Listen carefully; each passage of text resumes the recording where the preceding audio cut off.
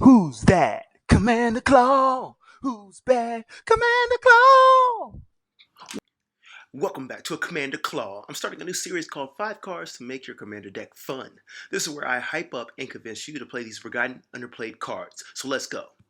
Here we have Oketra's Last Mercy. Play with one of the Commander format's best life gain card. But just take a moment and look at that art. Whoever she is holding in her hands is the size of a play doll. But the way her finger is glowing, you know that ancient Kemet Egyptian warrior is about to bounce back to life. Back to reality. I wish you could do that to my credit score. Anyways, it's a 3 CMC sorcery. In order to cast it, you will need at least 2 white and 1 generic. You return your life total back to the starting life total. Then it says lands you control don't untap on your next untap step. Seriously, that's not a big deal if you were at 1 life point and returned to 40 life points for only 3 mana. Your opponents will have that look of disgust on their face. This card can actually buy you at least 1 turn or actually change the game around completely. I think this card becomes really amazing with cards like Staff of Completion. This is a dominant and underplayed artifact that stacks with 5 abilities for only 3 mana. The bad part is you have to pay life to activate the abilities, but the last ability allows you to untap it in order to get another round of an ability of your choice. When you have Oketra's Last Mercy stashed in your deck, you know you have a trump card to get all that life back. Another great card to slam down on the battlefield is Bond of Agony. This sorcery will cost you only 1 black mana and X is the amount of life you pay. It's a sorcery that says drain each other player's life, but really it drains everyone's life.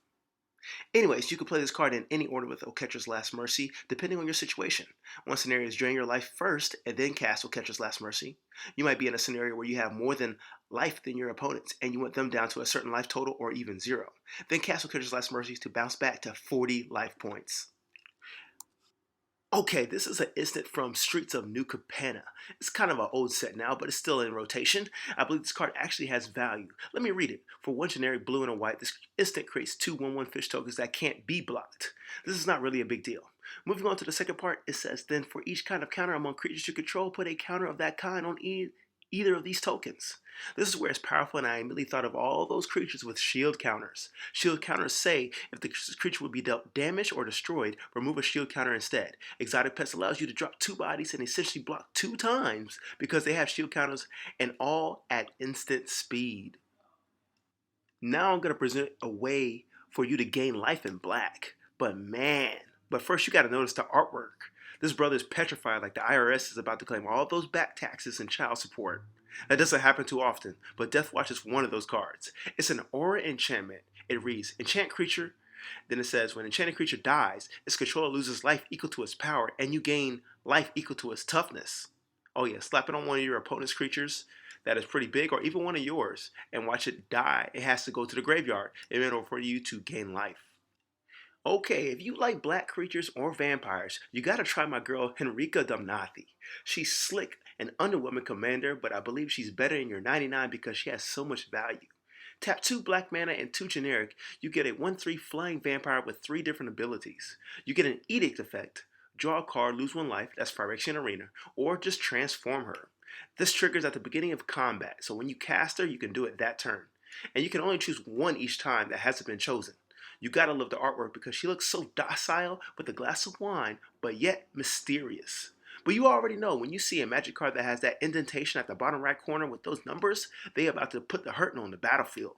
So let's transform my girl into Henraki Infernal Seer. This bad Mamma Jamma comes with a flying, death touch, and lifelink on a 3/4 body. Then you can tap 2 black mana and 1 generic to buff up your creatures by +1/+0 if they have any of the following abilities: death touch, lifelink, or flying. Do you know how many popular creatures have at least one of those abilities? A lot. But I love that flavor text. Once you tasted demon blood, you'll wonder why you ever settled for human. What? Who says that? My girl be sipping on that lean, that purple Sprite. She must have been Future's groupie back in the day. Now, this final card is my type of card.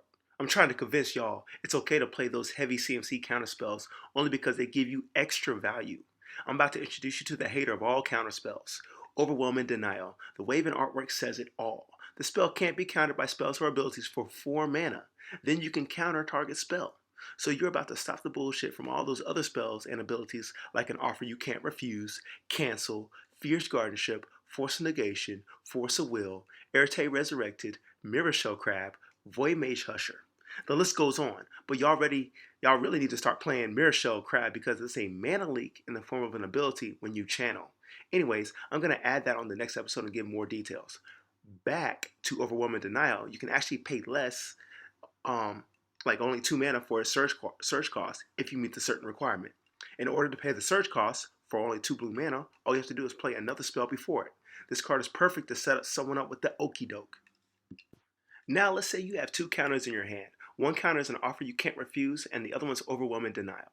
Then you have that game-winning commander on the battlefield. Oh, let's say it's Atraxa because she's in my top 5 favorite commanders, and I love poison counters. Anyways, you will know she was on the table because your opponents will be shaking in fear and gripping their hands ready to cast that Swords to Plowshares to avoid dying by poison counters. Okay, that first hater that's sitting across from the table casts a Sword to Plowshare to remove Atraxa. You say nope, and you cast an offer they can't refuse. But wait, since the table is teaming up on you, the hater on your right decides to cast a non-budget friendly counterspell like Force of Negation on your offer you can't refuse. But that's okay. You cast Overwhelming Wave on the Swords to Plowshares because you're a G. You can let them counter the offer you can't refuse, but in the meantime, the final hater decides to counter Overwhelming Wave. This is where you get to read that text out loud for the table repeatedly.